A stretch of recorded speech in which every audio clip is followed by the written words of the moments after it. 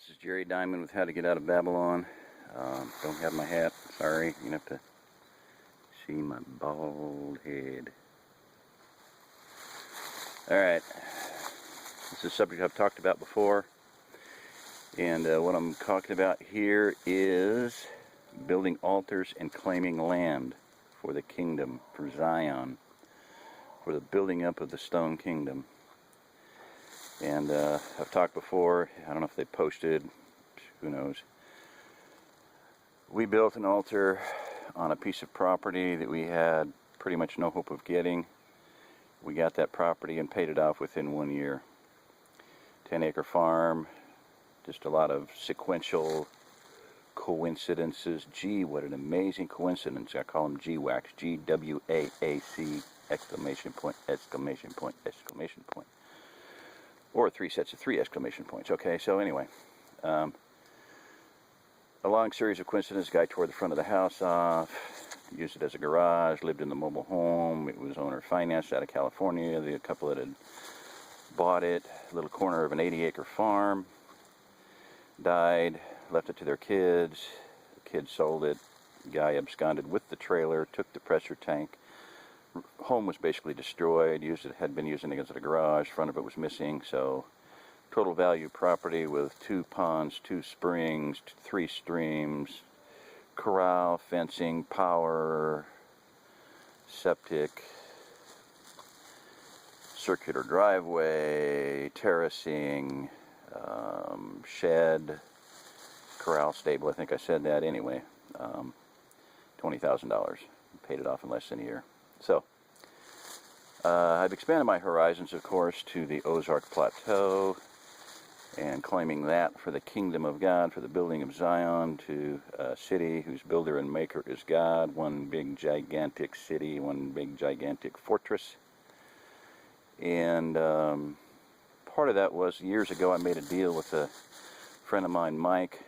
He said, Jerry, we need about $12 million. You and I both know we need about $12 million to do what we need to do. We know it needs to be done. I said, minimum. He says, tell you what, let's make a deal. If the Lord gives you $12 million, give me 6. If he gives me $12 million, I'll give you 6. So we shook on that and made a deal. I cannot go into the long story because it would take about 2 hours to tell it, and there would be innumerable bunny trails, and I wouldn't be able to remember and all. But suffice it to say that what I'm doing here is, years ago, I built an altar, and I'm going to pan around here. I got a stick marking so I can see it from the other one. Okay, that's the first altar I built. And then, years later, I realized, hey, $12 million is a lot of money. What in the world can I do to do something to work or something to claim that, to receive that? I haven't done anything. And I thought, well, shoot, there's a ranch right next door to where my friend lives. It's 4,500 acres. At the time, it was empty. I mean, empty. Somebody had run longhorns in it out of California, Phoenix, Arizona, wherever. And it bellied up and been sitting empty for about 10 years. And so I thought, shoot, that's, with the houses on it, there's multiple houses, multiple dwellings, a lot of work done here. It's got to be worth at least $12 million. Or at least $6 million for my half of the deal. So what I did was I came out and built an altar. And as I was in the process of building this altar, I hadn't gotten all the rocks. And I thought, you know, I've been out here before. I've done this before. Certainly I have. It's been years. And I looked up the hill, barely, and over there where, if you can see the white stick, let me see here, pan this, and I'm gonna, I don't think I can change it. Nope, can't do it. It's on selfie mode. So, anyway, I'll walk over toward it. But about 50 feet away, maybe, was the other altar. Okay? So I came over here just to look at it. like I said, I was in the middle of building the other one, okay? And I came over here and I looked at it, and I thought, wow, yeah, I built an altar there. Yeah, I did. And right here, I dug it up before I started this because I was so curious. I knew it was there. Right there. Yeah, I can't. There it is. Okay.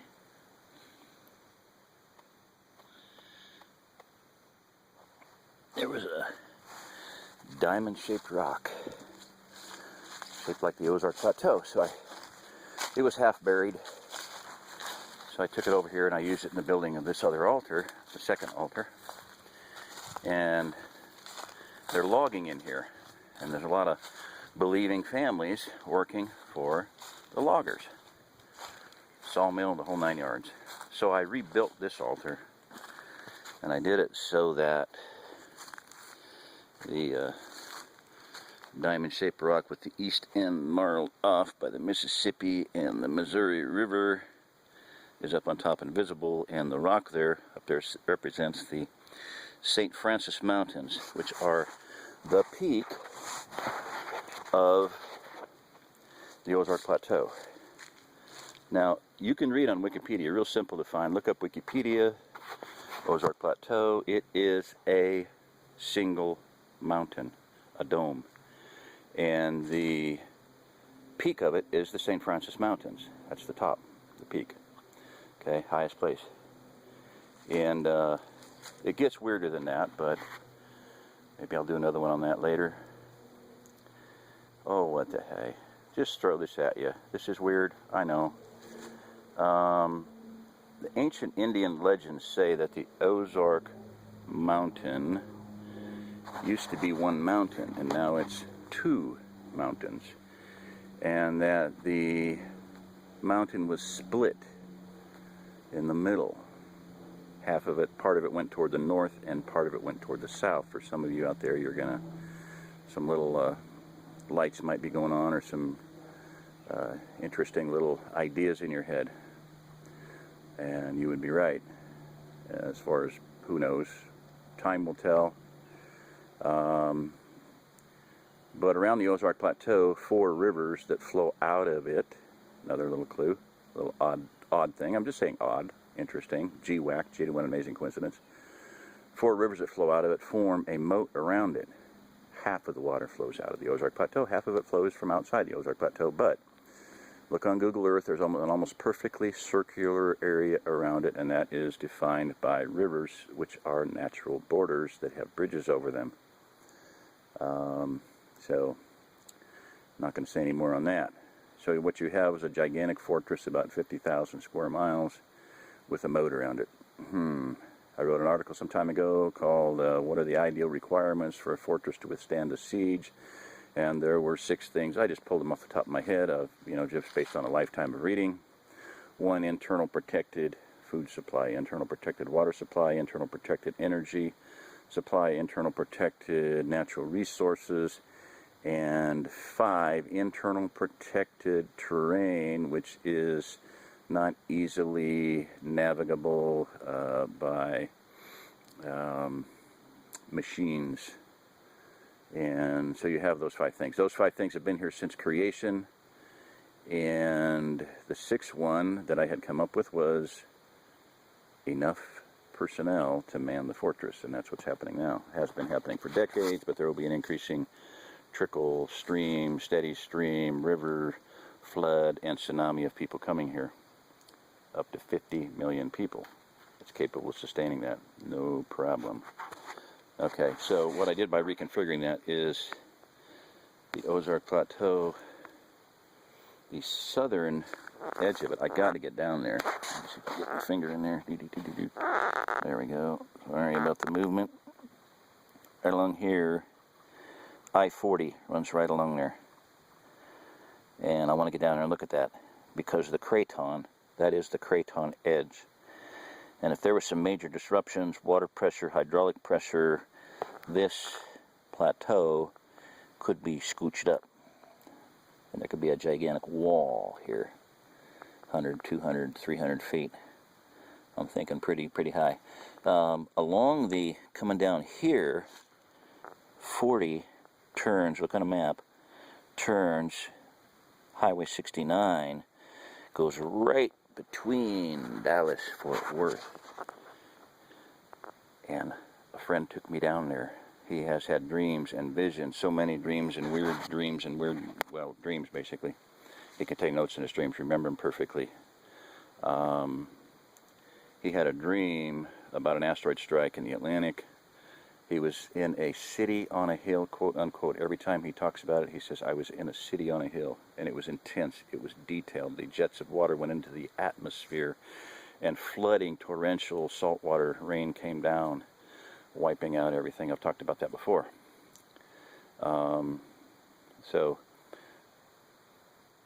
He took me down to, we drove down almost to Texas. Drove from 4 in the morning until dang near midnight.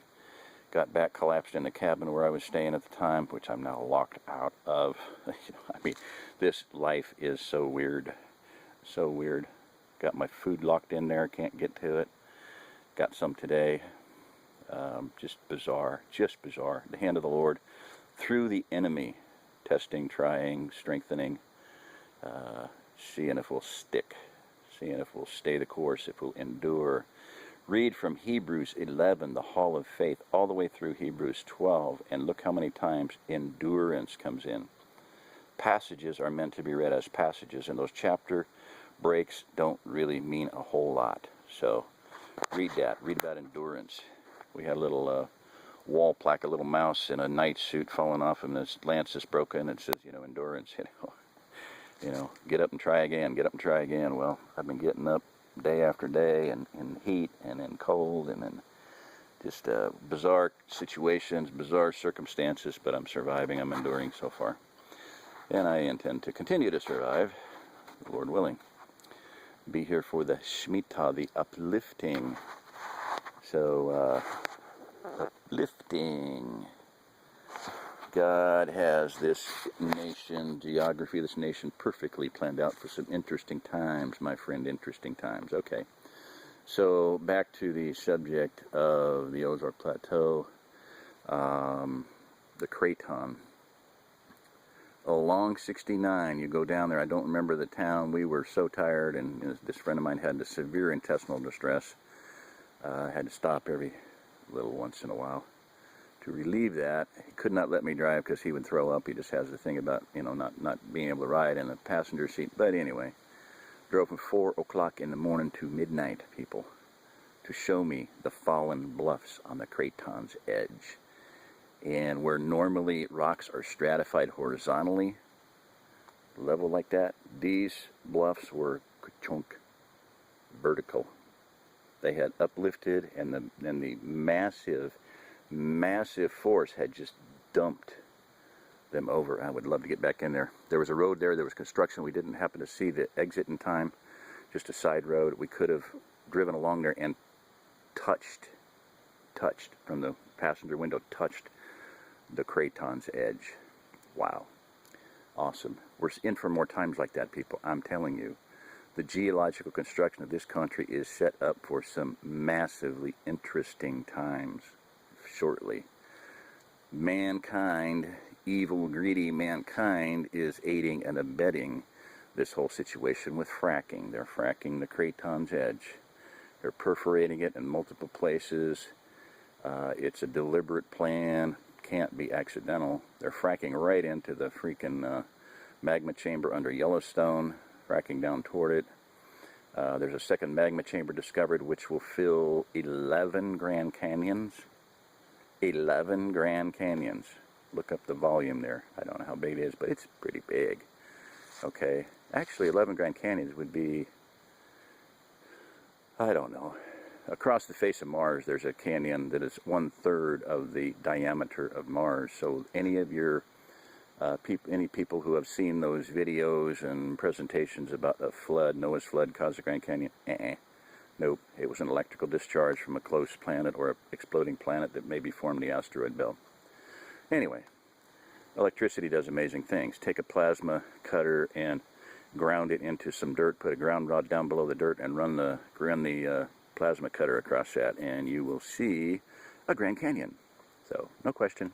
tornadoes or electrical discharges, etc., etc., etc. The Ozark Plateau and the Craton has the greatest concentration of well-grounded electricity in the entire world by a factor of many hundreds of times. There's 1,000 tornadoes within the Craton. There's 100 in Canada. Hey, guess what? Same place. So 1,100 tornadoes per year in the Craton, and close to zero outside of that around the world. So the Craton is over twice as thick as the rest of the Earth's crust. It is 120 miles thick, coincidentally matching the 120-mile radius of the Ozark Plateau to the river edges, the river's edge, the moat, and that's electrical. The rivers are electrical. So we're going to see some interesting times, some interesting energy, earth energy come into play that will be shielding, protective, sky protective. I commented to a friend the other day, I haven't seen a black helicopter around here for like 8 years. I've seen one 8-ton warthog. Very rare. They used to fly tandem all the time. One of them hit a power line. Hey, you know, you believers out there, just point to them and say, go away, get lost. You know, this is our area. This is the area that God has placed here as a place of refuge, and it will be a place of refuge, and it will be naturally protected by rivers, etc., and by people and terrain and resources. It will also be supernaturally protected. But in between there is a little thing called science, geography, geology. And the geography and the geology says that there is energy here, unlimited amounts of energy. Tesla was right. You can pull energy out of the ether. Look it up. 1 meter above the ground, 1 yard above the ground, is 600 volts difference between the ground and the air. 2, 3, 4, 5 tops out at about 300 to 400,000 volts. That's where you get electrical storms, tornadoes, lightning storms, etc. Tops out at about 400,000 volts, and close to the ionosphere, about 60 to 100 miles up. Don't remember the exact distance, but anyway. Alrighty, that's enough. I'm going to go ahead and finish this off. So, this is Jerry Diamond with How to Get Out of Babylon. If you are listening to this, you are the remnant. And get ready for some interesting times, my friend. Interesting times. Read the Hopi Elders thing again. It just came to mind there. I did a video on that many, many moons ago. But you think there's a raging river, you're in a raging river, you are. You is. You gotta let go of the bank. You gotta let it flow. You gotta go out into that river. You won't be safe unless you do. Let go of the bank. Trust the Lord. Trust the river. Trust the flow of the water. Trust the flow of the Holy Spirit. It's there to protect you. So, and then while you're in there, when you've let go of the bank and you look around and see who's in there with you. Wave. You know, it's time to build community. It's time to build community, people. We're going to be having a gathering of leadership on Labor Day weekend. So, somewhere in Missouri, hopefully around Theodosia, Ava, because that is the center of the Ozark Plateau. Russians are have designated that as the safest place on the planet, and they're right. Jesus said, the wicked, the evil, often are wiser than the children of darkness, are often wiser than children of light. And I'm not saying these people are totally in the dark, because they're not. But all you believers out there would not consider them Christians per se, possibly, very likely. But they're a heck of a lot wiser than you are. So, yeah. Ava, Missouri is on the crosshairs of the Ozark Plateau. I've pinned it multiple times. Corner to corner, right in the middle is Ava, Missouri. Yeah, pretty safe place. Yep, when the waters rise, when oceans rise and feet may fail. Listen to that song. It's going to happen. Once again, this is Jerry Diamond with How to Get Out of Babylon. If you're listening to this, you are the remnant.